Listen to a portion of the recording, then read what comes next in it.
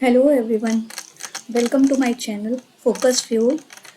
तो आज हम बात करने वाले हैं आरआरबी पैरामेडिकल का जो एग्ज़ाम है उसमें जो टर्मिनोलॉजी से बेस्ड क्वेश्चंस आते हैं। अच्छा, बहुत सारे लोगों को ये नहीं पता कि टर्मिनोलॉजी से भी क्वेश्चन आते हैं। ये भी हमारी बुक फर्स्ट पार्ट का ही एक पार्ट है। जो हमारी बुक है आरआरबी पैरामेडिकल के लिए, जो हम डिप्लोमा में पढ़ते हैं एनाटॉमी फिजियोलॉजी, तो टर्मिनोलॉजी हमारी मोस्ट ऑफ द टर्मिनोलॉजी उसमें दी हुई है।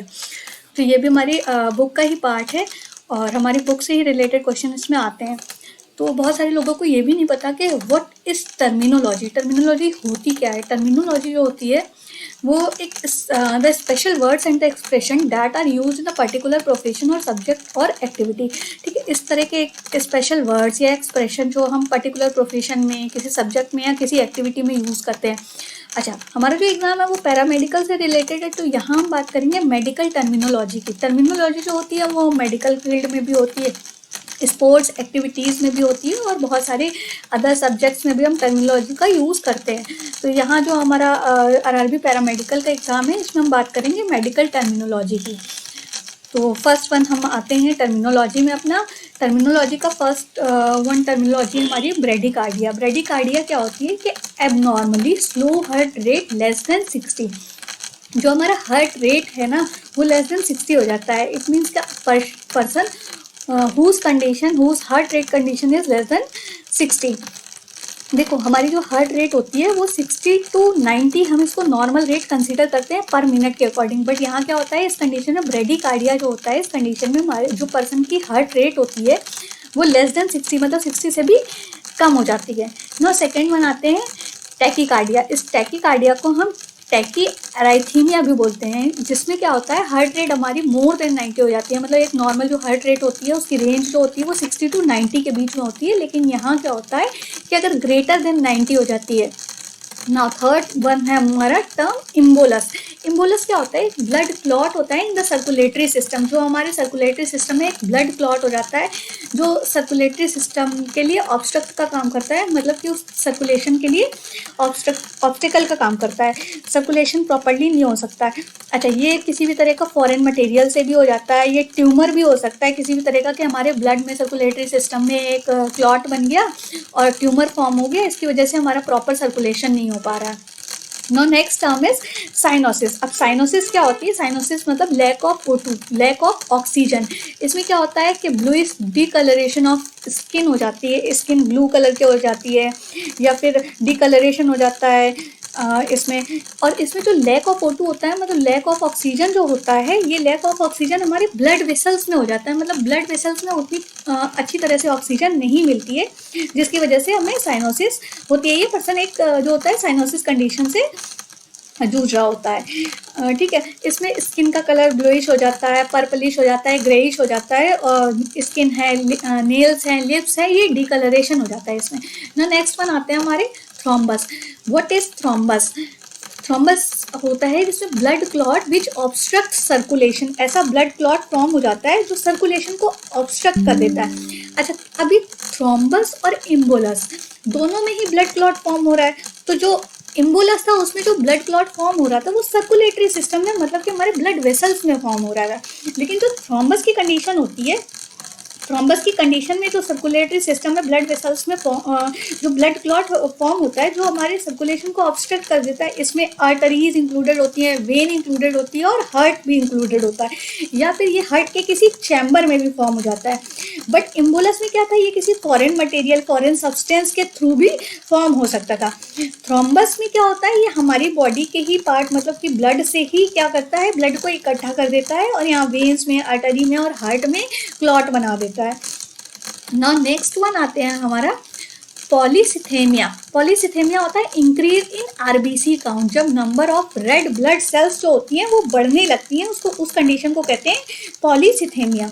नो, नेक्स्ट वन आते हैं हमारे इरेथ्रोपीनिया। इरेथ्रोपीनिया क्या होता है, डिक्रीज इन आरबीसी काउंट। जब रेड ब्लड सेल्स का काउंट, मतलब number of red blood cells जो होती है हमारी बॉडी में डिक्रीज हो जाती है, मतलब कम हो जाती है, ये आरबीसी काउंट कम कर देता है। ये इरेथ्रोपीनिया एक कंडीशन होती है जिसमें पर्सन का आरबीसी काउंट जो होता है वो डिक्रीज होने लगता है।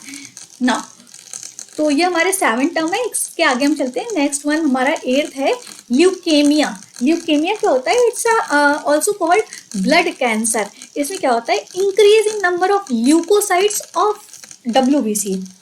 ठीक है, WBC के ल्यूकोसाइट्स में नंबर जो होते हैं वो इंक्रीज हो जाते हैं।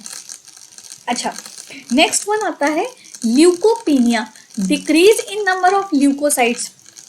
ल्यूकोसाइट्स के नंबर क्या हो जाते हैं? डिक्रीज हो जाते हैं। अच्छा देखो, ल्यूकीमिया जो होता है वो ब्लड कैंसर उसको इसलिए कहते हैं क्योंकि ब्लड में क्या होता है? RBC काउंट जो होता है वो डिक्रीज हो जाता है और number of white blood cells जो होते हैं वो इंक्रीज हो जाते हैं। तो जब RBC रेड ब्लड सेल्स आपकी बॉडी में बन ही नहीं रहे हैं और WBC इंक्रीज होते जा रहे हैं तो क्या होगा? ऑब्वियसली बात है कि ब्लड कैंसर होगी, ब्लड की कहीं ना कहीं कमी होने लगेगी क्योंकि RBC ही होते हैं जो ब्लड फॉर्मेशन में हेल्प करते हैं। नो, नेक्स्ट टर्म आता है 10th काइफोसिस, जिसको हम हंचबैक भी बोलते हैं। हंचबैक का मतलब होता है कर्व इन स्पाइन। ठीक है, आप लोगों ने एक मूवी देखी होगी, आई करके एक मूवी आई थी, उसमें देखो एक जो एक्टर था उसके कर्व इन स्पाइन हो गया था। ठीक है, इन्फ्लुएंजा वायरस को इंजेक्ट कराने से। तो ये कर्व इन स्पाइन होता है और जो कर्व इन स्पाइन होता है ये मोस्टली जो ओल्डर एज में होता है। देखो, बूढ़े लोगों की जो कमर होती है वो झुक जाती है, स्पाइनल कॉर्ड जो होती है जो सीधे हमें रखने में हेल्प करती है, बैलेंस बनाने में हेल्प करती है, वो क्या करती है? झुक जाती है। तो इसको हम हंचबैक भी बोलते हैं या काइफोसिस भी बोलते हैं, हिंदी में इसे बोलते हैं कुबड़ापन। ठीक, नेक्स्ट वन आता है हमारा एपनिया। एपनिया जो होता है ट्रांजिएंट सेंसेशन ऑफ रेस्पिरेशन होता है। रेस्पिरेशन में ट्रांजिएंट सेंसेशन होने लगता है, मतलब सांस जो होती है वो रुक रुक कर आने लगती है। ठीक है, मतलब फ्लो में जैसे हम नॉर्मल हमारी सांस होती है, रेस्पिरेशन का प्रोसेस होता है, उस तरह से रेस्पिरेशन नहीं आती है, हमें रुक रुक के सांस आती है, तो इस कंडीशन को एपनिया बोलते हैं। नेक्स्ट आते हैं 12th कंडीशन हमारी टैकीपीनिया। टैकीपीनिया जो होता है ये रैपिड एंड स्लो ब्रीदिंग और इंक्रीजिंग रेट ऑफ रेस्पिरेशन होता है। ठीक है, इसमें रैपिड ब्रीदिंग होती है, मतलब कि ऑक्सीजन लेवल कम हो जाता है और टू मच CO2 हमारी बॉडी में होती है। इसकी वजह से ये हम क्या करते हैं? रैपिड ब्रीदिंग करने लगते हैं, सांस जल्दी जल्दी लेने लगते हैं और इसको increase in rate of respiration भी कहा जा सकता है। नाउ नेक्स्ट आते हैं डिस्पीनिया।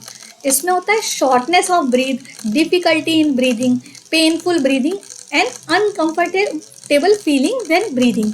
जब हम सांस ले रहे हैं तो हमें बहुत अनकंफर्टेबल फील हो रहा है। शॉर्टनेस ऑफ ब्रीदिंग मीन्स जो सांस होती है हमारी, मतलब दर्द भरी सांस लेने में हमें बहुत ज़्यादा दिक्कत होती है, हम सांस उतनी अच्छी तरह नहीं ले पाते हैं, तो इस कंडीशन को हम कहते हैं डिस्पीनिया।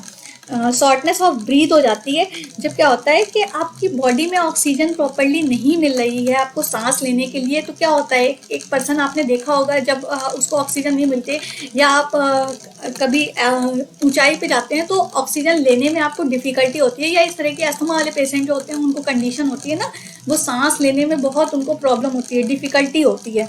ठीक है ना। नेक्स्ट टर्म है हमारा हाइपोक्सिया। हाइपोक्सिया जो होता है ऑक्सीजन की कमी। अच्छा, इससे पहले आपने एक टर्म पढ़ा था साइनोसिस, उसमें भी क्या हो रहा था? ऑक्सीजन की कमी हो रही थी। अब यहाँ पे भी हाइपोक्सिया, इसमें भी क्या हो रहा है? ऑक्सीजन की कमी हो रही है। वहाँ पे जो कंडीशन थी साइनोसिस की, ऑक्सीजन की कमी से हमारा क्या हो रहा था? हमारी जो स्किन थी वो ब्लूइश कलर की पड़ रही थी। जो ऑक्सीजन की कमी में ब्लूइश कलर की जो स्किन पड़ रही थी वो आप मोस्टली कॉमन होता है कोल्ड में, लेकिन जो हाइपोक्सिया होती है ये कंडीशन होती है, ये एक डिफिशियंसी ऑफ ऑक्सीजन होती है जब ऑक्सीजन लेवल जो होता है वो टिश्यूज में या बॉडी के सेल्स में लो हो जाता है, तो इस कंडीशन को हम हाइपोक्सिया कहते हैं।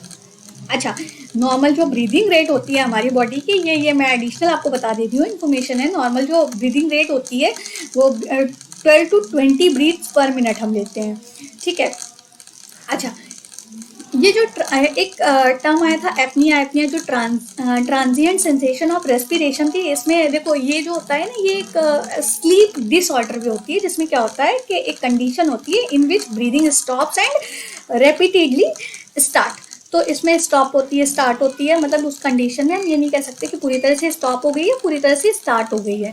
ठीक है, उसमें स्टॉप एंड स्टार्ट का प्रोसेस चलता रहता है।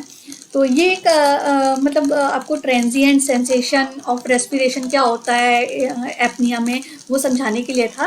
No, thank you very much. मिलते हैं आपसे नेक्स्ट वीडियो में। ऐसे ही जुड़े रहिए हमारे साथ। वीडियो अच्छी लगी हो तो please like, share and subscribe my video. ना मिलते हैं आपसे नेक्स्ट वीडियो में। ओके, तब तक के लिए बाय बाय।